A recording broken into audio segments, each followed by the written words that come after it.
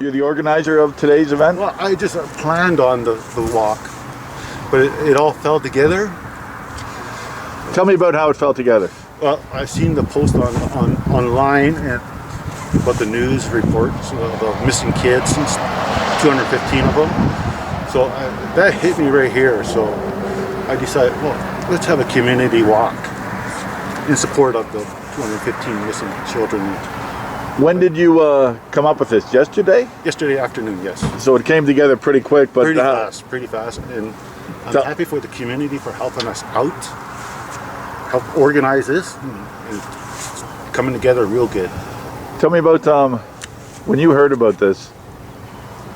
Your thoughts? My thoughts on when I heard about the 215 kids, I was mad because they hid it from us. And we're very strong in our culture. And that just hit us hard. Hit me hard and my family. Can you...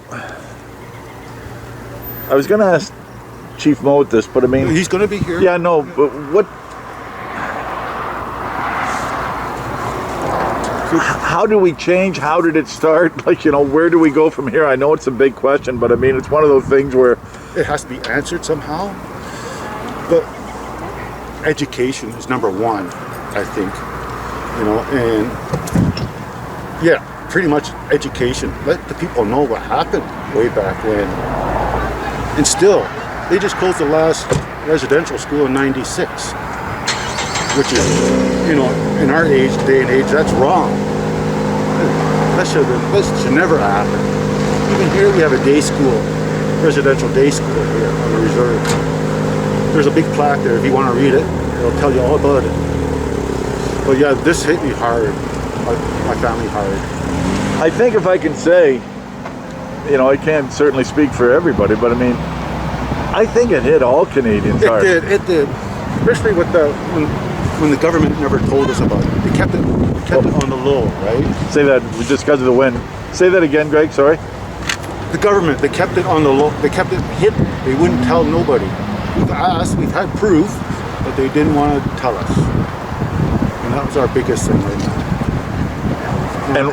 And I'm happy the community's coming around for this, show our support for these kids, and other kids too. Not just Native kids, other kids too that have to put up with the abuse and so on, right?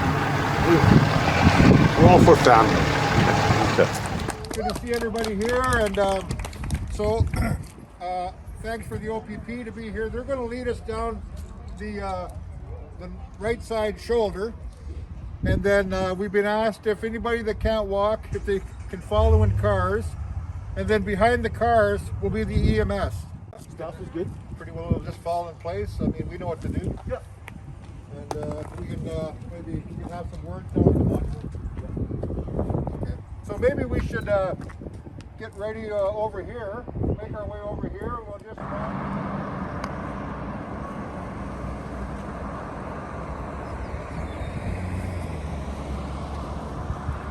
Hey, you ready?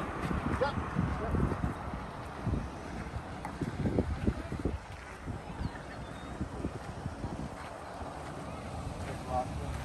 Guys.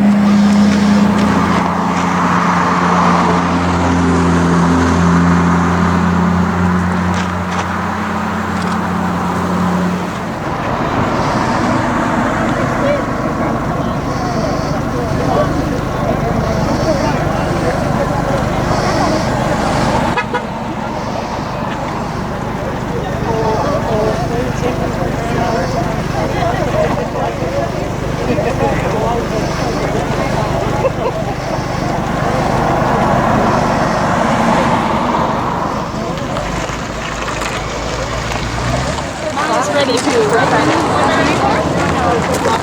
I like it. My dad's fun to say the other day.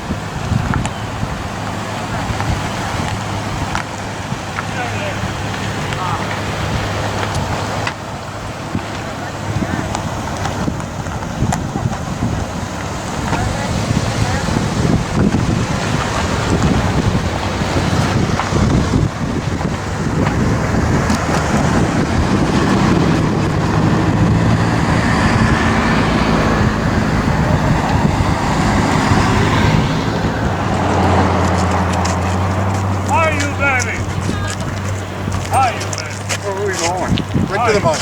Right across. Right to the Yeah.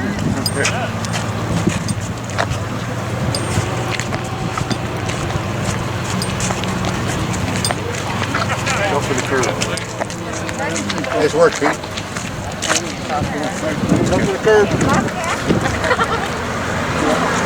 First of all, thank Greg for inciting this today. And we all know why we're here. A friend of mine said to me the other day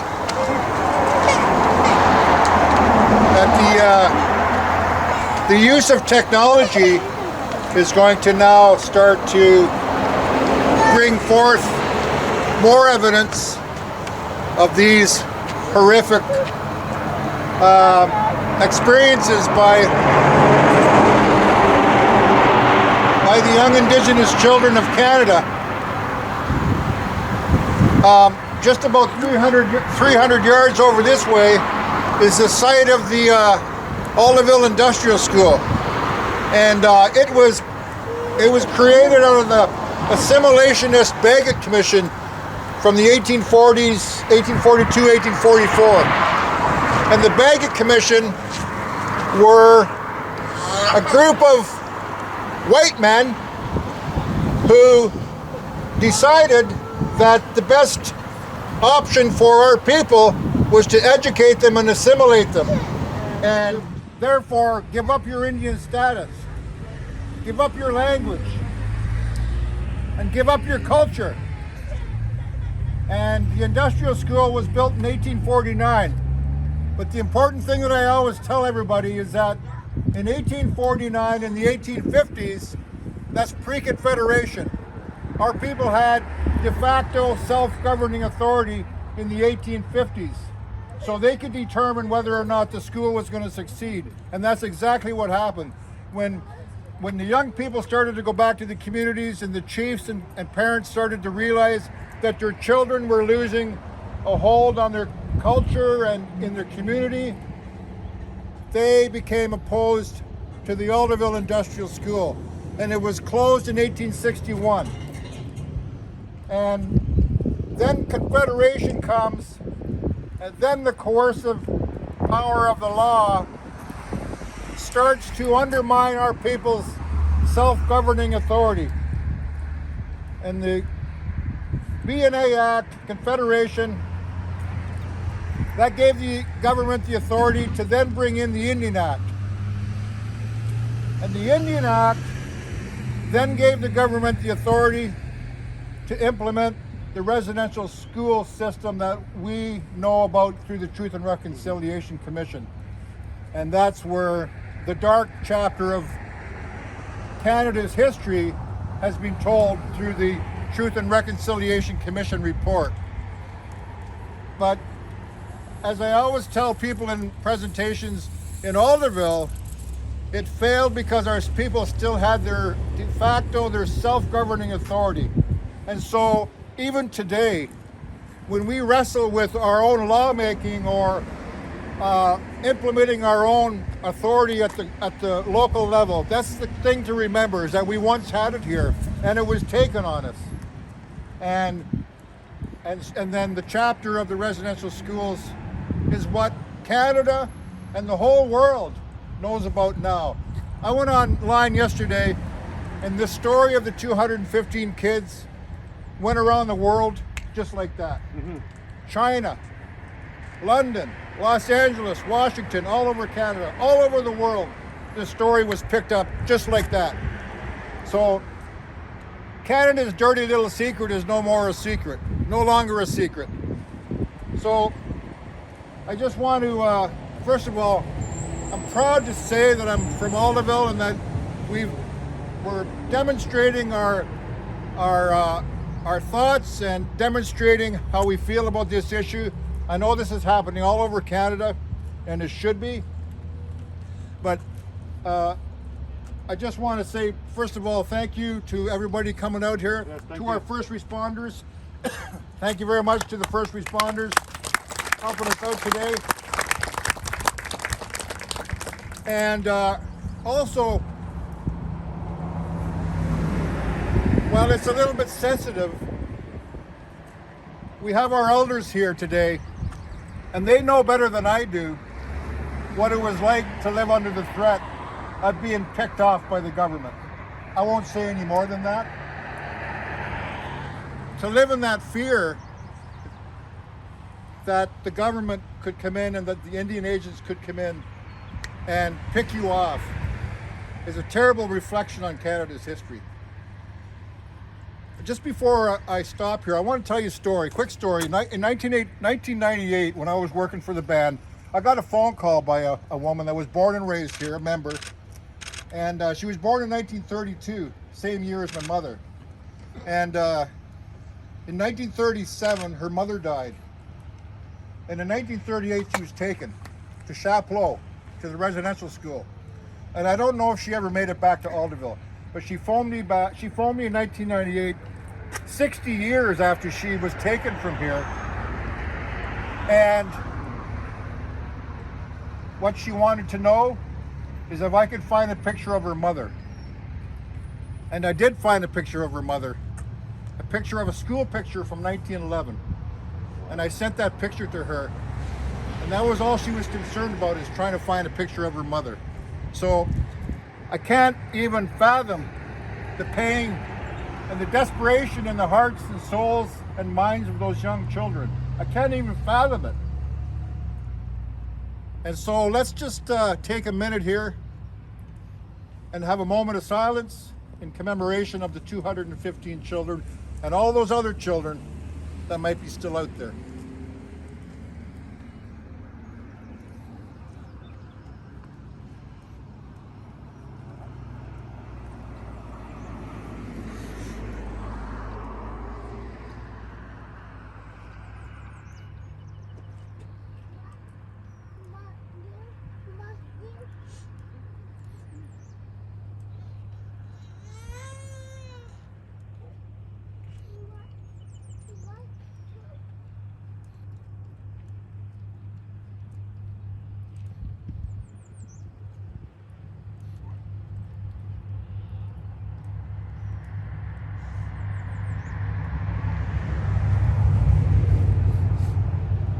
Miigwech, everybody.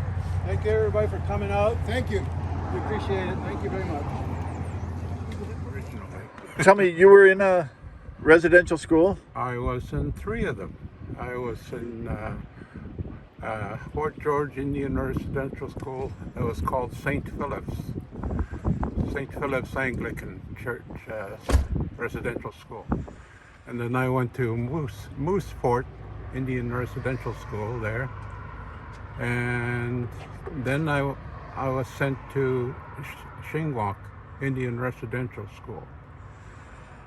Because they said I had a potential to go farther in my education.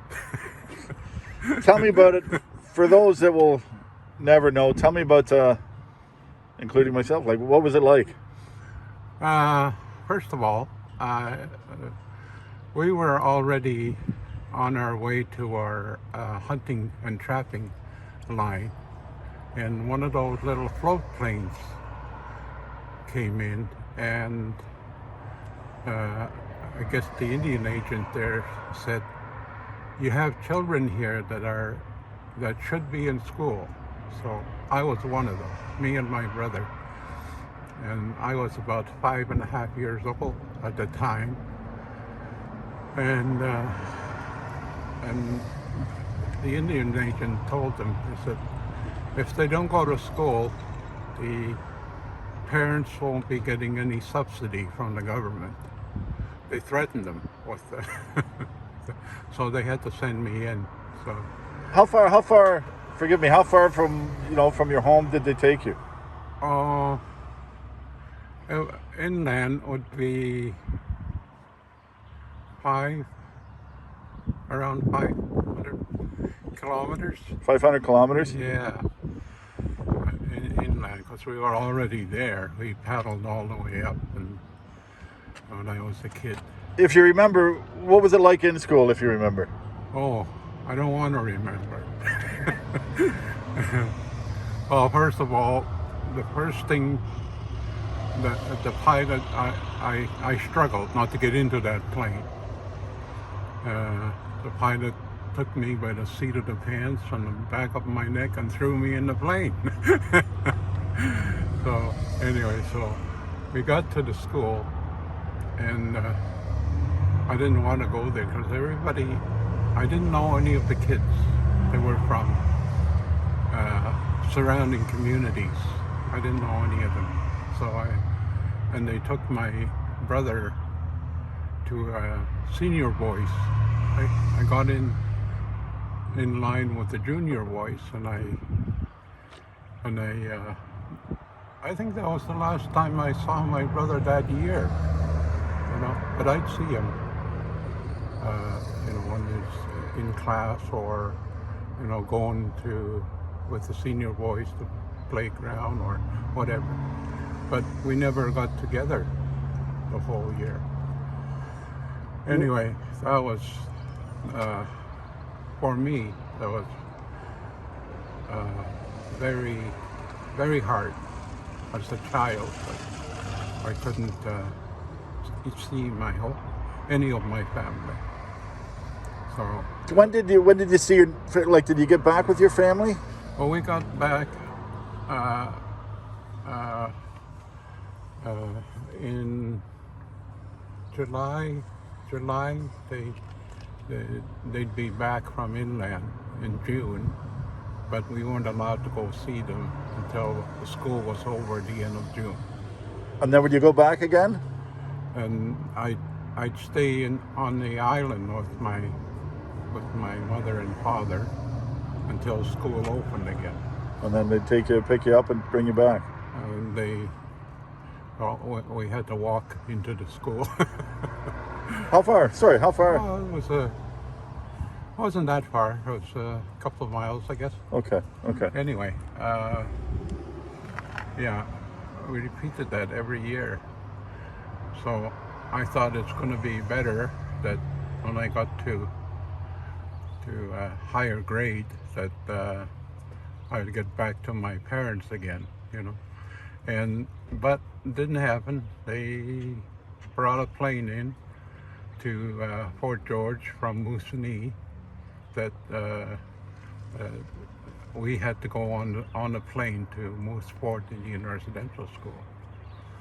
So it was very hard. I've never been on a plane that noisy. And and if you can, what was the school like? Like harsh conditions? Very, very, yeah. You couldn't move or unless you were in line for something. Oh, so you had to stay at the desk, so to speak? Well, most of the time we were,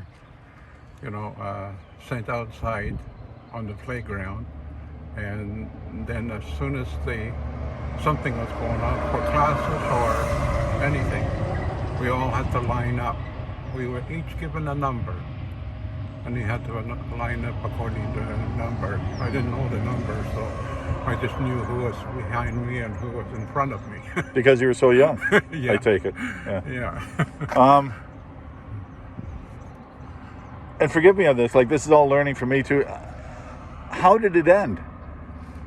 How did it end? Well, did you graduate school and that was it? Like what happens?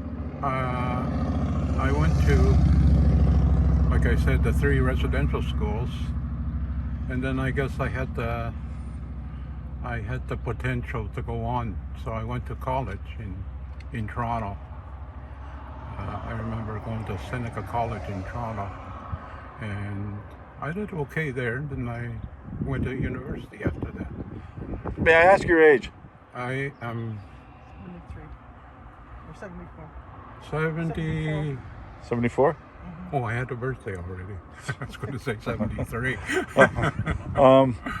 And last question. When you heard the news on Friday, what were your thoughts? Oh, it brought back memories of our school, that there were kids that had died there, and my cousin, one of them, and they were just buried there. Didn't even notify the parents, and it wasn't until they got to the parents in July that the priest, I guess, told them that he had passed away. They didn't even get a chance to pay their last respects of their own child. Did they say how died, or like as I say, I No. know this is many years ago, but No. just one of those things, and they didn't think they had to explain it, I take it. I guess not. They. And how old? How old was he? Yeah. I think he was about 7 or 8. Yeah. Okay. Because I remember playing with him when our parents were home. What was his name? William. William? Yeah. William Dashekimsko. That was his name. Okay. And I guess, I don't know if the church has any records of that or not. They must.